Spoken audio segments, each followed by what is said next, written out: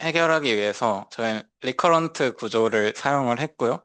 그건 이제 리커런트 RNN이 됐었던 거고, RNN에서 생겼던 문제가 장기 의존성 문제가 생긴다였고, 그 장기 의존성 문제를 해결하기 위해서 LSTM이라는 게 나왔던 겁니다.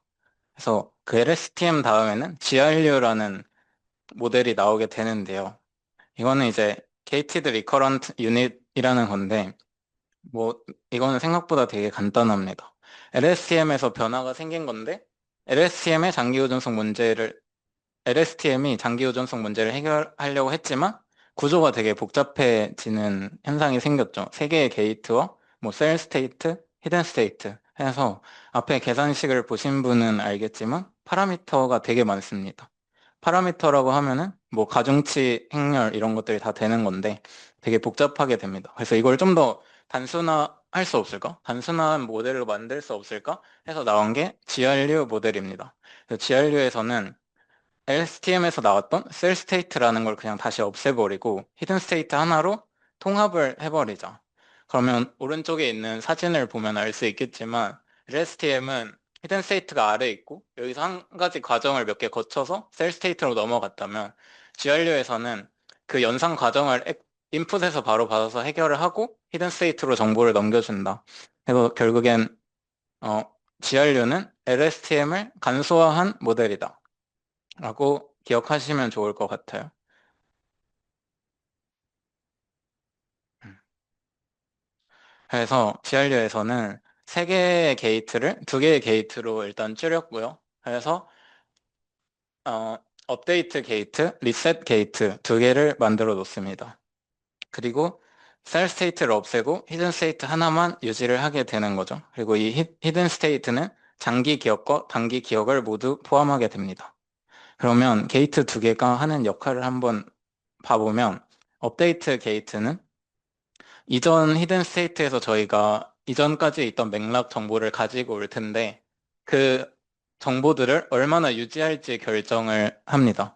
그래서 업데이트 게이트에서는 값이 0에서 1로 나오게 되는데 값이 1에 가까우면 이전 컨텍스트 정보들을 다 유지를 하는 거고 0에 가까우면 새로운 이번에 들어오는 XT 인풋을 반영을 많이 하는 겁니다. 그리고 리셋 게이트는 과거 정보를 얼마나 무시할지 결정을 하는 건데요. 그래서 이거는 RT가 1이면 이전 정보를 유지하고 RT가 0이면 이전 히든을 거의 무시한다. 이렇게 이해를 하면 될 것 같아요. 그래서 히든 스테이트에서는 저희가 앞서 썼던 업데이트 게이트랑 리셋 게이트 두 개를 이용해서 저희 컨텍스트를 전달해 준다. 이렇게 GRU는 구성이 된다.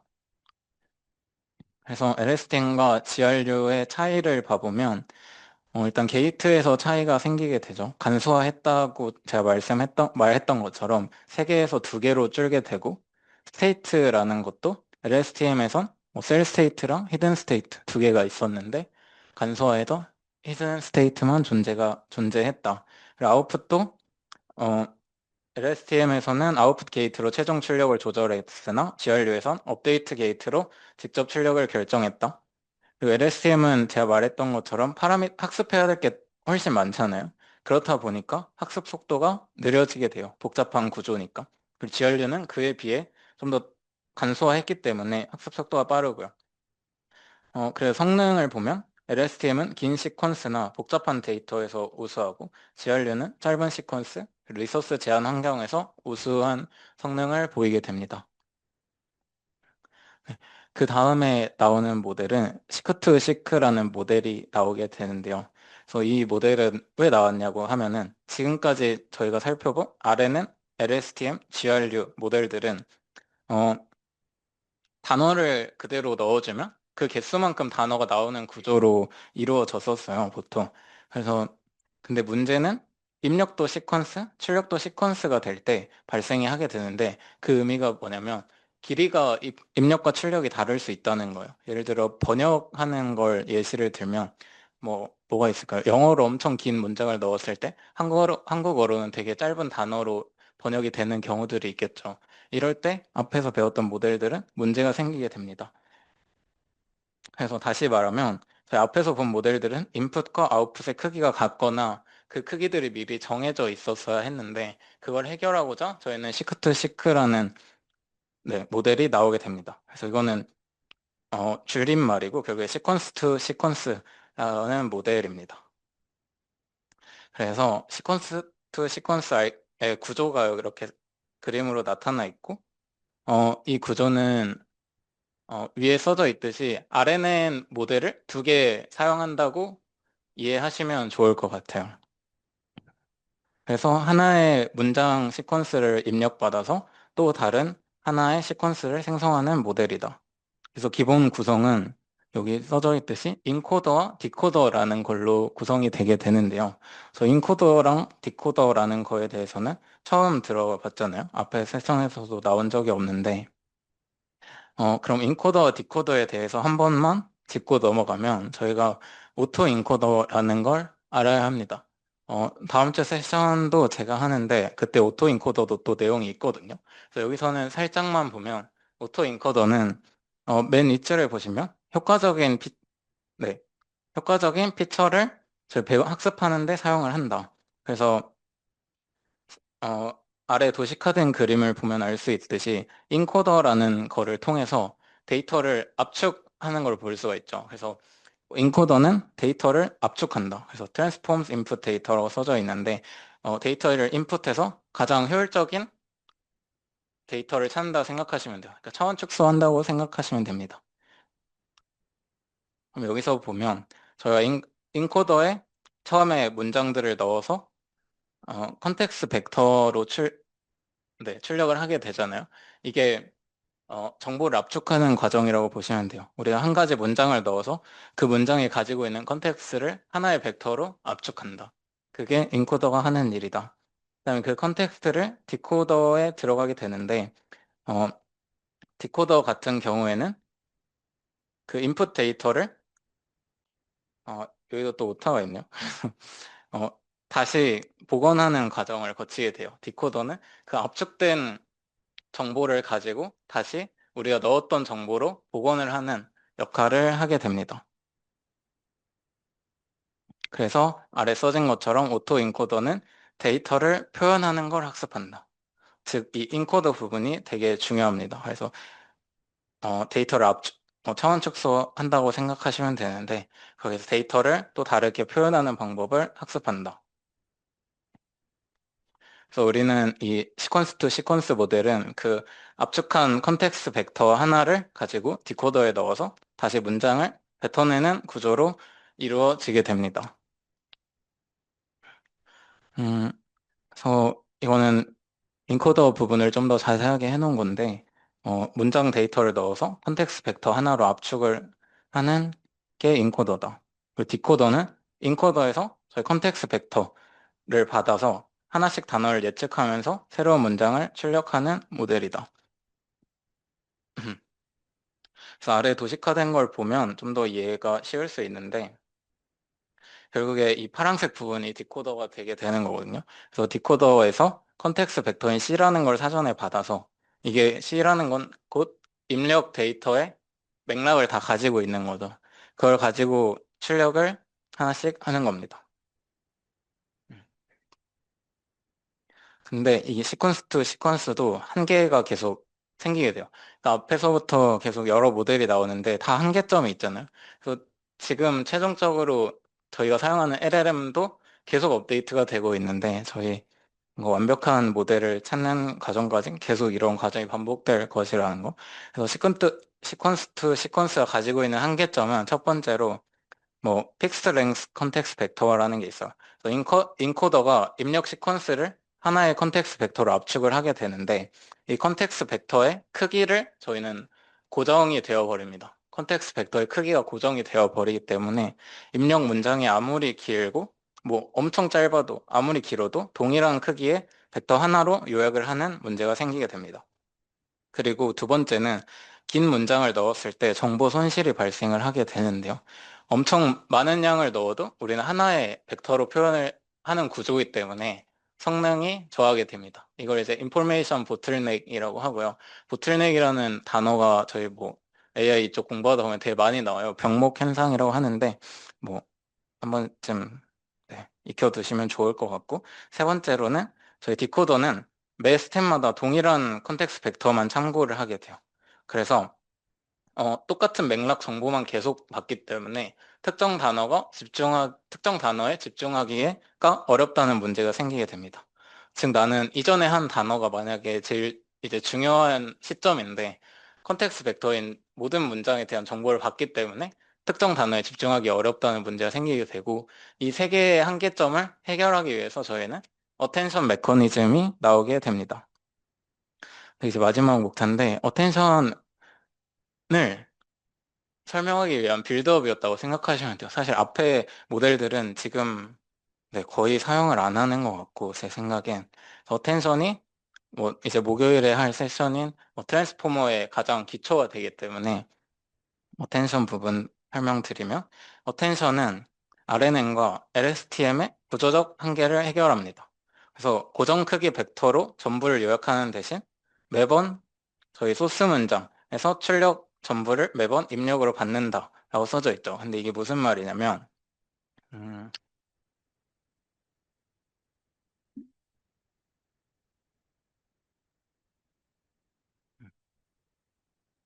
저희가 디코더를 앞에서 설명할 때 단어 하나를 뱉을 때 우린 컨텍스트 벡터를 무조건 다 똑같은 컨텍스트 벡터를 네, 받고 그걸로 이제 아웃풋을 뱉었잖아요. 근데 그게 아니라 인풋 데이터에서 어떤 부분이 중요한지 그걸 계산해서 그걸 입력으로 받고 우린 출력한다. 앞에서 봤던 우리가 한계점 중에 하나인 특정 단어에 집중하기 어렵다. 이거를 해결한 거예요. 특정 단어에 집중할 수 있게 만든 게 어텐션 메커니즘입니다. 그래서 뭐 여기 스텝 1, 2에서도 약간 도식화해서 볼 수가 있는데, 예를 들어 앞에가 인코더 부분이라고 생각하시면 돼요. 뒤에가 디코더 부분이다. 그러면 우리는 한글로 이제 나는이라는 말을 할 때 앞에 문장에서 I라는 영어에만 집중을 하게 되는 거죠. 그 전에는 그냥 I love you를 압축한 컨텍스트 벡터를 다 봤다면, 이번에 I라는 단어 하나에만 집중을 한다. 스텝 2에서도 똑같이 뭐 사랑해라는 말을 할 때 love에만 집중을 한다. 그게 어텐션 메커니즘이다. 해서 이게 좀 더 그림으로 이해하기 쉽게 만든 건데, 뭐 핵심 아이디어는 그거예요. 뭐 디코딩 할 때, 그러니까 디코딩이라고 하면 또 어려울 수 있는데, 우리가 단어 하나를 뱉어낼 때, 출력할 때 앞에 데이터의 특정한 부분에만 집중을 하자. 이게 핵심 아이디어입니다. 모든 문장을 보는 게 아니라 핵심 단어, 내가 중요하게 여길 단어에만 집중을 하자는 게 이 어텐션의 핵심 아이디어고, 그 핵심 단어를 직접적으로 연결을 해서 우리가 출력하는데 이점을 얻자. 그게 어텐션 알고리즘이고, 이 오른쪽 아래 사진을 보시면 시퀀스 투 시퀀스 모델을 변형을 어텐션 메커니즘을 적용을 한 게 이건데, 보시면 세 번째 단어를 이제 출력할 때 앞에 데이터들과 다 연결을 짓잖아요. 그래서 이 빨간색이 소프트맥스라고 써져 있는데, 이 확률값을 계산을 어떤 로직으로 해서 이 확률값을 전달해 줍니다. 저 출력하는 단어에 확률값을 전달해줘서 이것 또한 연산 과정을 거쳐서 가장 확률이 높은 값을 출력해 준다. 그러니까 우리는 즉 확률값이 높은 단어에만 집중을 좀 더 할 수 있게 되는 거겠죠. 그래서 이게 이제 소프트 어텐션이라고 해서 연산 과정이 정리를 한 건데, 어떤 식이냐면, 음, 일단 맨 아래에 있는 가중치라는 거는 저희가 되게 이제 이런 식을 보면 네, 소프트맥스가 떠올라야 되거든요. 소프트맥스라고 하면 또 어려울 수 있는데 그냥 확률값이라고 생각하시면 돼요. 전체 합분에 해당 i, j번째일 때가 분자에 들어가니까 가중치는 즉 그냥 확률이다 라고 생각하시면 되고요. 위에 에너지라고 써져 있는데, 이거는 음, 여기 옆에 써진 것처럼 어떤 히든 스테이트와 얼마나 영향을 갖는지를 어떠한 값으로 뽑아낸다. 그게 앞에 있는 이 빨간색 히스토그램에 있는 값이라고 생각하시면 될 것 같아요. 그래서 이 a라는 함수의 히든 스테이트랑 뭐 이 s랑 h를 넣어주는데, 그 이 a의 연산 과정은 되게 다양한 방법들이 있습니다. 그래서 이거는 하나의 예시인데 좀 이따 보겠습니다. 이 스코어링을 하는 A 함수를 정의하는 방법에는 되게 여러 개가 있어요. 첫 번째는 뭐 두 벡터를 비선형으로 매칭을 해주는 방법이 있고, 두 번째는 그냥 다 프로덕트, 저희가 잘 아는 거죠. 다 프로덕트를 해줄 수가 있고, 세 번째는 스케일드 다 프로덕트라고 해서 다 프로덕트 한 거를 좀 더 스케일링을 해준다. 근데 이 세 번째가 제일 많이 사용되는 어텐션 스코어링 함수고요. 저희는 세 번째만 외우시면 됩니다. 세 번째를 이제 이해하시면 되고, 그러면 이 어텐션 메커니즘이 어떤 식으로 작동되는지를 한번, 이게 5개 단어지만 예시로 써져 있는 건데, 예를 들어 우리가 이 스텝마다 첫 번째 줄이 어텐션 값을 계산을 한 거거든요. 그 다음에 y가 이제 그 값에 맞게 출력을 하는 거고요. 그랬을 때 저희 첫 번째 아웃풋의 가중치는 첫 번째 단어가 제일 높게 나오죠. 그래서 나는 i의 가장 큰 어텐션이 되기 때문에 i의 집중을 가장 많이 해서 나는이라는 게 출력이 되고요. 스텝 2를 보시면 어, 다섯 번째랑 세 번째, 그러니까 to home에 뭔가 가중치가 제일 많이 들어가게 됐잖아요. 그래서 to home을 뭔가 합쳐서 한국어로 번역을 하면 지배라는 게 나오게 되고, 이런 과정을 거쳐서 연산하는 게 저희 어텐션 메커니즘을 적용한 언어 모델이라고 생각하시면 돼요. 음, 네. 그래서 요약을 다시 한 번만 해드리면, 그 전에는 앞에 문장을 요약한 그 벡터 하나를 다 입력받았는데, 우리는 그러지 말고 앞에 단어들, 딱 집중해야 할 단어들에만 우리가 포커싱을 해주자. 그래서 그 연산이 어텐션 메커니즘이고, 그랬을 때 우리가 원하는 단어에만 포커싱을 해서 단어를 출력하기 때문에 좀 더 계산이 훨씬 더 효율적이고 정확해진다라는 이점을 가지게 됩니다. 그러면 우리가 이제 어텐션 메커니즘에 대해서 좀더 자세히 알아보면, 이거는 이제 트랜스포머 모델을 배우기 위한 준비 과정이라고 생각하시면 돼요. 어텐션은 쿼리, 키, 밸류 세 가지로 구성이 되게 되는데요. 쿼리는 나는 지금 이런 걸 찾고 있어. 즉 검색어라고 생각하시면 돼요. 나는 뭐 어떠한 정보들을 지금 찾고 있다, 이거고, 키는 나는 이런 특성을 가진 토큰이야. 그래서 뭐 라벨링을 할 수 있는 뭐 그런 것들이 있는 건데, 밸류는 내가 남에게 줄 실제 내용이다. 뭐 이렇게 비유가 되어 있는데 사실 지금 잘 모르잖아요. 그래서 예시 문장을 하나 가지고 보면, 쿼리는 앞에서 봤듯이 내가 궁금해하는 거, 고가, 예를 들어 고라는 단어를 지금 설정을 해보면, 고가 지금 필요로 하는 단서, 예를 들어 내가 고가 필요로 하는 그 핵심 단어들이 무엇일까라는 질문을 던지는 게 쿼리고, 그 키는 각 토큰 I want to go home의 특성 태그가 되는 거고요. value는 각 토큰이 이제 제공할 정보 본문이 되는 겁니다. 그래서 이 계산 과정은 이렇게 어, 도식화가 되어 있는데, 앞에서 충분히 설명을 한 것 같아서 이 과정 자체는,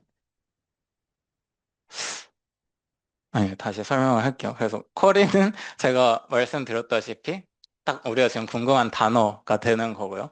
키는 그 정보들을 가져올 수 있게 이 라벨들을 참고하는 거, 그러니까 즉 저 인코더에 있는 인풋 데이터들이 키가 되는 거고, 그랬을 때 거기서 나온 어텐션 스코어랑 컬이랑 어떤 연산을 했을 때 실제 나오는 값이 저희 밸류, 아니죠, 잘못 설명한 것 같은데, 그 밸류는 그러니까 키가 라벨이고 밸류는 그 값이고, 그 확률 값을 계산을 했을 때 웨이트가 나오고, 그렇게 그게 어텐션 스코어가 되는 겁니다. 그래서 여기서 좀 더 자세히 봐보면, 저희가 thinking이라는 인풋을 넣었을 때 그거를 X 임베딩으로 여기 그냥 가상으로 만들어 놓은 거고요. 이게 키, 쿼리, 밸류 세 가지가 있다고 생각을 해봅시다. 그러면 스코어 계산을 어떻게 하냐면, 쿼리와 키를 내적값을 구합니다.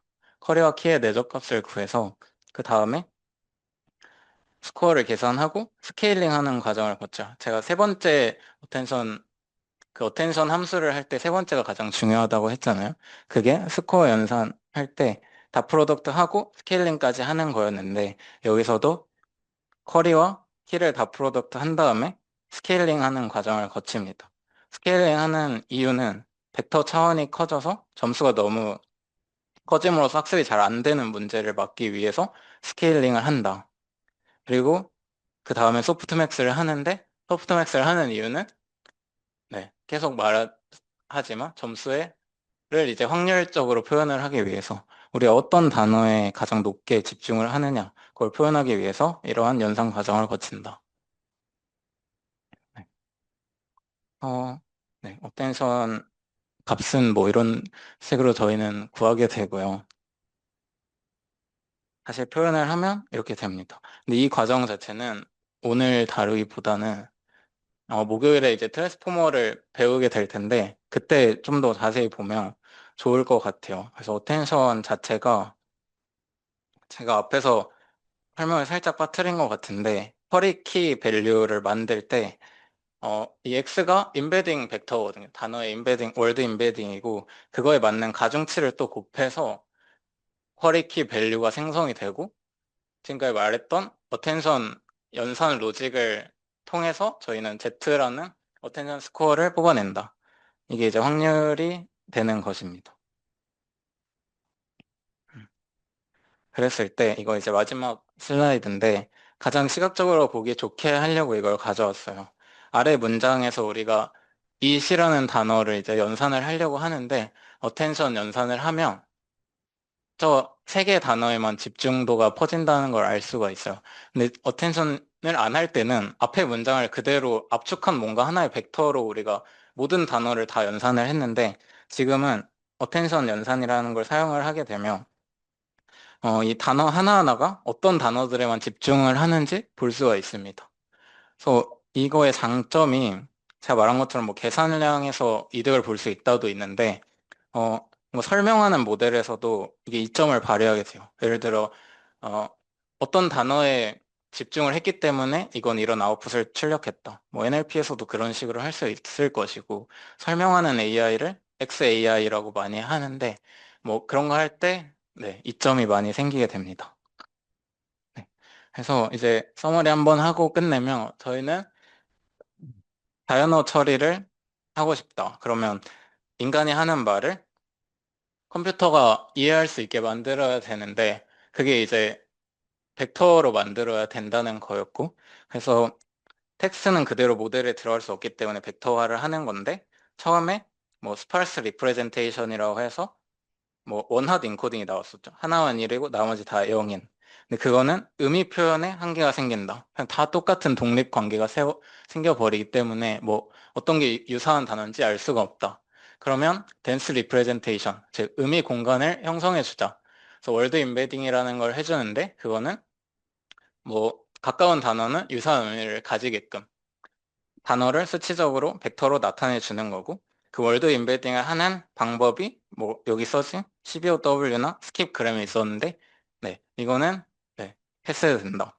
그 다음에 우리가 컴퓨터가 어떻게 단어를 이해할지에 대한 거는 말을 배웠으니까 이제 문장을 어떻게 학습시킬지 하려면 우리가 이전 맥락들을 가지고 가면서 학습을 해야 되는데 그 시초의 모델이 RNN이다. 이 R이 이제 리커런트고 우린 그거를 잘 기억하면 좋다. 그래서 RNN에선 히든 스테이트를 계속 정보를 넘겨주면서 학습을 하는 거고요. 하지만 문제가 생기는 게 베니싱 그라디언트 문제가 생기게 되죠. 기울기가 기울기 1보다 작은 값들이 계속 곱해지기 때문에 옛날 훨씬 이전에 있던 정보들의 전달이 잘 안 됩니다. 그게 이제 롱텀 디펜던시, 장기 의존성 문제가 생기게 되고 이걸 해결하기 위해서 LSTM이 먼저 나왔죠. LSTM은 셀 스테이트랑 뭐 forget input output gate를 추가했다. 근데 이거는 그냥 RNN에서 장기 의존성 문제를 해결하려고 우리는 LSTM을 만들었다. 근데 그 LSTM이 하려고 보니까 너무 복잡해서 그걸 좀 더 간소화하려고 GRU를 만들었다. 근데 이렇게 만들고 보니까 문장을 넣었을 때 자유로운 문장이 나오지 못하는 문제가 생기게 되죠. 그러니까 인풋 아웃풋의 크기가 고정이 되었던 문제가 생겼다. 근데 이 시퀀스 투 시퀀스 모델도 또 문제가 생겨버려요. 이 인포메이션 보틀넥 현상이라던가 뭐 컨텍스트 벡터를 그대로 모든 단어에 넣는 그런 문제가 생겨서 어텐션 메커니즘을 도입을 했다. 네, 여기까지 오늘 세션 마치겠습니다.